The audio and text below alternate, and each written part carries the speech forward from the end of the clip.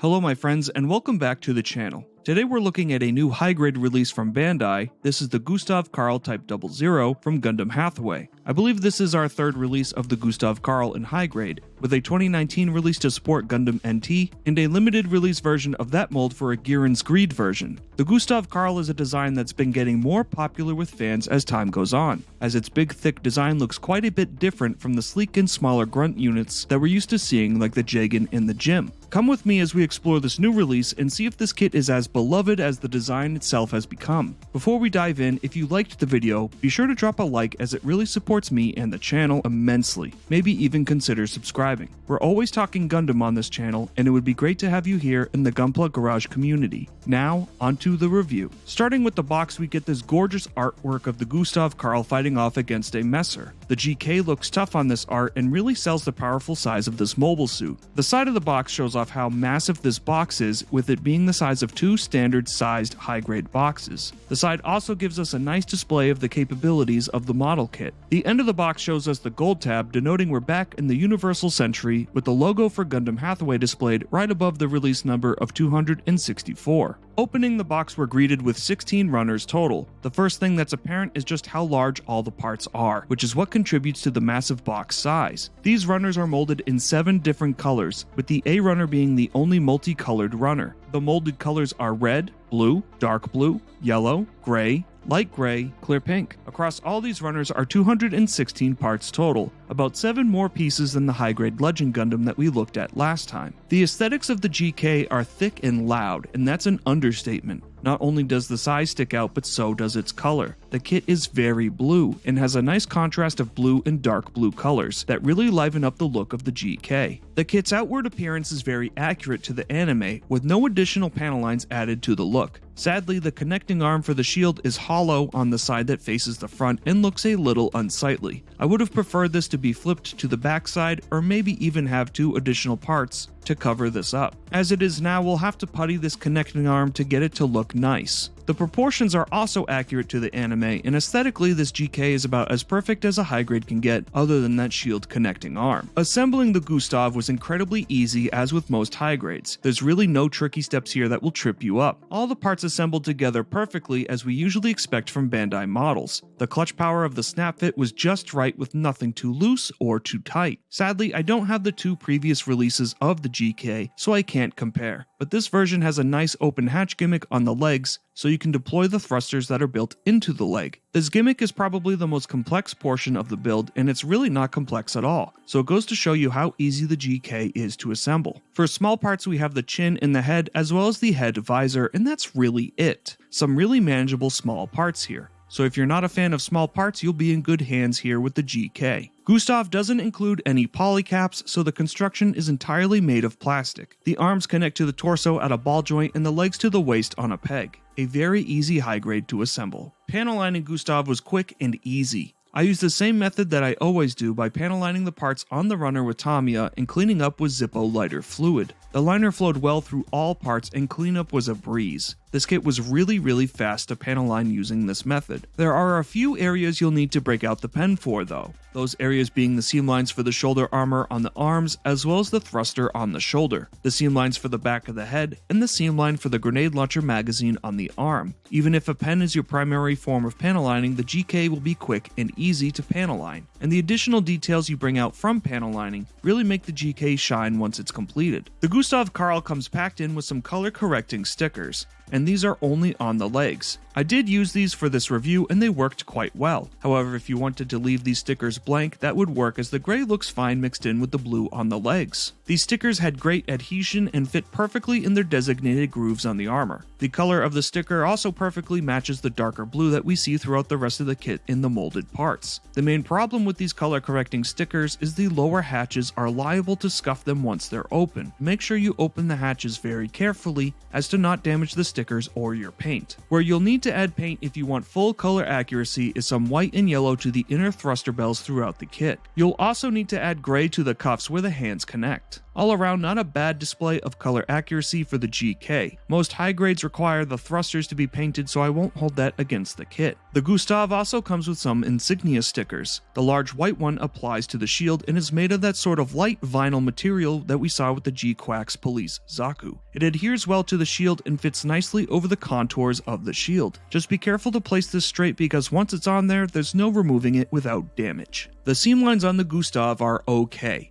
Most are pretty well hidden, but there are some large ones on the arms. I did panel line these to try and mask them, but the seam line is too shallow. It's hard to hide it that way. There are also seam lines down the middle of the thigh. We have a seam line down the middle of the torso, but this is one of those staggered types with a valley down the middle of it to give it that look of a panel line rather than a seam line. Like most high grades, the weapons do have a seam line down the middle, though the beam rifle definitely handles it better than the bazooka. All around, a pretty reasonable display of seam lines for a high grade. None are too ridiculous that would be difficult for you to seal if you wanted full anime accuracy, or describe if you wanted to add more detail. For the regular, casual, or newer builder, leaving them alone is more than fine, and the kit still looks decent as the ones on the arms are really the most noticeable ones. The nub placement for Gustav is almost entirely on the edges of the parts. There are a small number of nubs in the center of a part, but it's very, very minor. The problem with the nubs on GK stem entirely from its color scheme. The blues will scar with the 2-cut method, and there's some rather large nubs here like the one on the thigh that will absolutely scar the plastic if you just 2-cut this entire kit. This is a kit you'll need your gun primer razors and balancers for, and partially what made this review so late to come out. For this kit, I cut down the nub as much as possible and sanded each part with the file. This left my hands looking like a smurf, but the kit looking acceptable once all was said and done. This method will give beginners and casual builders a decent finish to the model, but professional builders may still want to paint this kit to get the best outcome. I also want to mention that some of the nubs can get stressed in shipping. This happened on my torso nubs because of how dark that blue is, and there was just no avoiding it. With all that being said, this may not be a kit that you'll like if you're not a fan of sanding. There's a lot here that will need to be done to get this kit as perfect as possible out of the box. The GK has a few mold lines that we can see on the completed model. These mold lines aren't in a straight line and are more square shaped. We have 2 mold lines on the top of the shoulder on the thruster. These mold lines on the thruster were pronounced enough that the Tommy aligner flowed into it, so it's a pretty sizable mold line. The other mold lines are on the back of the torso itself, right on top of a circular panel line. The mold lines here are minimal, but in such a bizarre shape that you'll need to take a little bit extra care when sanding these out. With the build covered, let's dive into the articulation. The neck has 2 ball joints to connect the head to the torso. The head can look down, but we can't really look up. We get a small nodding motion for up and down articulation, and that's about it. The head has 80 degrees of left to right rotation. Any further than that and the chin hits the collar and pops the head off. A pretty meager show of articulation for the head. It's easy to over-insert the torso into the waist, preventing articulation. If you pull up on the upper torso, you can access the articulation. With this, we're able to crunch forwards and lean backwards a little bit. We're also able to lean left to right a decent amount given the chunky design. This is also where the torso rotation is, with 100 degrees of rotation left to right. The front skirts are on 2 swivels, allowing them to raise upwards 60 degrees. The side skirts are on a pretty restrictive ball joint, so they can move, but not really much at all. The rear skirt is most surprising, as it can swivel backwards. Once the skirt is swiveled backwards, we can then rotate the skirt left to right. Usually rear skirts this big are static, so it's a nice addition. The last bit of articulation in the waist is the leg dropping gimmick. Just pull down on the legs and both drop, increasing the range of leg articulation.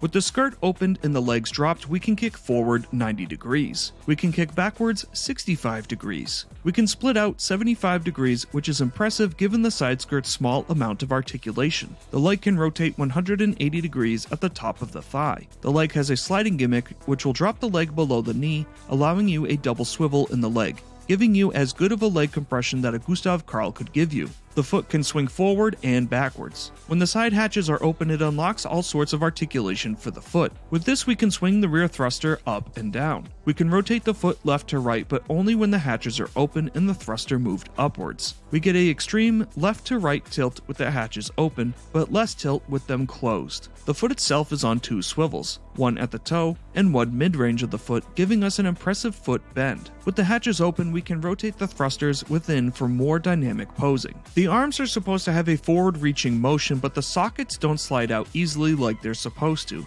I had to physically move mine with some tweezers with the kit slightly disassembled, so be mindful some articulation is locked in here until you free it up or wedge something in there to keep the arm expanded. The arm itself is on a swivel in the shoulder armor, so it can swing outward for a full T-pose. The shoulder armor is on a swivel and connects to the torso at a ball joint. If we swivel the shoulder armor upwards, with the swivel upwards in the torso and the arm swivel in the shoulder armor, we're able to almost reach upwards 90 degrees, way above a T-pose and quite a large reach. The arm itself is on a ball joint and can rotate around the body. This is easier with the shield detached on the right arm. The arm itself is able to rotate 360 degrees at the top of the bicep. The elbow is double jointed so we can get a decent bicep curl out of the GK. The right arm has a grenade launcher with a door that can swing open. Finally, the hands are on a ball joint so they can swivel and rotate as a ball joint does. There's no real articulation on the backpack itself, but the shield arm itself can move. This arm has up and down rotation at the main mounting point on the back. The elbow of the arm can rotate inwards and outwards. The shield ends in a ball joint and can rotate and swivel as a ball joint does. The last bit of articulation is the outward swivel that's at the main mounting point and is a bit of a problem. This joint is so tight on my kit that I can see the stress marks on the plastic already. If I were you, I would test this before placing the red end cap on this mount, because it might need to be sanded so you don't break anything. This doesn't appear to be a joint that will just naturally loosen up by itself, so be wary that you don't break it. The Gustav Karl comes with a nice compendium of accessories. We already covered the shield in the articulation portion. In addition to that, we get the two closed fist beam saber hands, we get a left shooting hand, and a right open expressive hand. We get a beam rifle that we've seen many times before. This beam rifle can also mount on the backpack. We get a bazooka that ultimately doesn't make sense with it having two magazines. This bazooka has a swinging trigger handle and two side handles at the front. Gustav Karl comes with two beam sabers and their respective blades, and the beam sabers can be stowed into an opening hatch on the side skirt, which is pretty cool. Last but not least, we have a 3mm peg so you can attach the Gustav to an action base of your choosing. The posability for Mr. Karl here is honestly really impressive despite its annoyances that I mentioned during the articulation portion. If you're able to work with the inner torso arm connections and weak shield arm,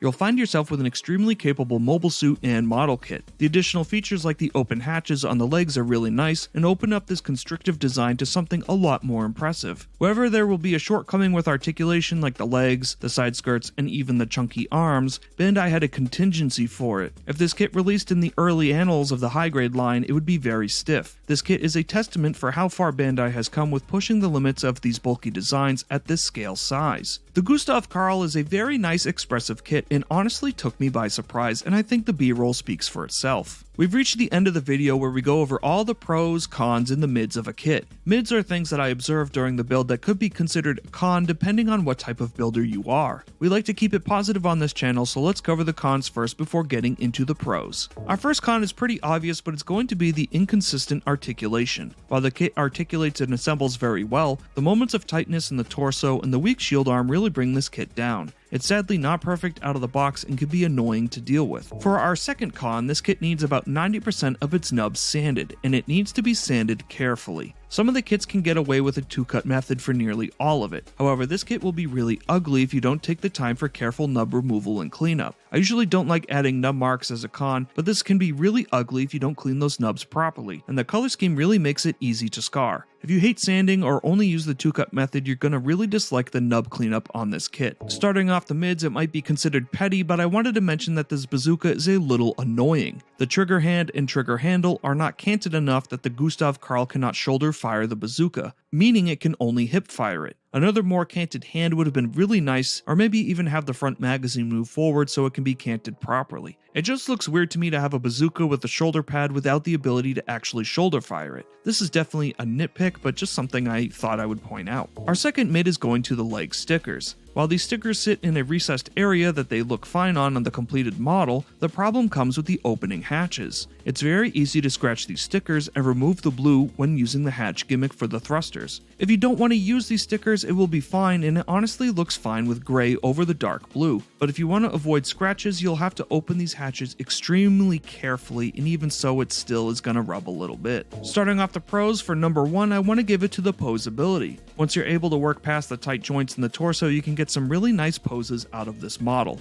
I'm hoping the tightness in the torso is isolated to my copy, but even so, once it's fixed, it does open the door for some great poses on a larger model kit. This kit may have that tight flaw, but it still deserves its flat flowers for being a large wide kit that's not inhibited by its design. The engineering on this kit is really outstanding for a high grade, and that's ultimately the pro here. Our second pro is going to go to the aesthetics of this kit. This is a large bulky design that really stands out on your shelf. The blue coloring helps it stand out amongst the sea of gray and white Federation mobile suits. Gustav has a nice spread of accessories and lots of options for posing with these accessories. The third pro will be for the well-chiseled panel lines, making the panel lining process really quick and easy. Even if your primary way of panel lining is with a pen, this kit will be quick and easy to panel line, bringing out all those fine details on the armor. Our fourth pro will be for easy and intuitive assembly. High grades are usually very easy to assemble, so this may seem normal, but with the additional features packed in like the sliding gimmick for the leg or the double jointed knee and the open hatches on the legs, it could have been a complex, unstable build. However, that is not the case. This is a solid, well-engineered kit that has a lot to love, and its easy assembly with complex features is a testament of that. The Gustav Karl Type-00 is an interesting kit to say the least. It's improved the high-grade internals quite a bit, and it's impressive for a bulkier design. The technological advancements in just a few years for kits of a similar design is apparent. The look of the Gustav is definitely going to be up for a lot of subjectivity, as I'm sure some people won't like its bright blue color palette of the model. As someone who prefers militaristic colors, I actually like the blue a lot. It helps liven up the shelf a bit by adding some colors we don't typically see. It has a bit of that ultramarine vibe, and I really appreciate that. My main disappointment on this kit really stems from those tight parts in the torso. If my copy of the kit didn't have that issue, I would have appreciated it a lot more. The posability is really nice here for this kit, and it just takes a little bit of finesse to use it properly. I think this kit is really cool, and the design and engineering behind this kit does a lot to carry it. Gustav gets a recommendation from me of consider it. It has its flaws, but if you look past them or work them out, you'll definitely find a great kit at the end of it. I think the biggest hurdle anyone would face is the tight joints, which are easily fixable, and a secondary smaller hurdle might be the aesthetics of the design in these bright blue colors. I personally like them, but I could see how someone might not. Thank you all so much for tuning into this review of the high-grade Gustav Karl Type-00. I hope you found it insightful and entertaining. If you made it this far into the video, drop a blue emoji down in the comments below. I have to give a huge shout out to all my subscribers. Thank you so much for supporting me and the channel. Your likes, comments, and subscriptions mean the world to me. You guys make the impossible possible. Until the next video, be sure to stay safe, have fun, and happy building.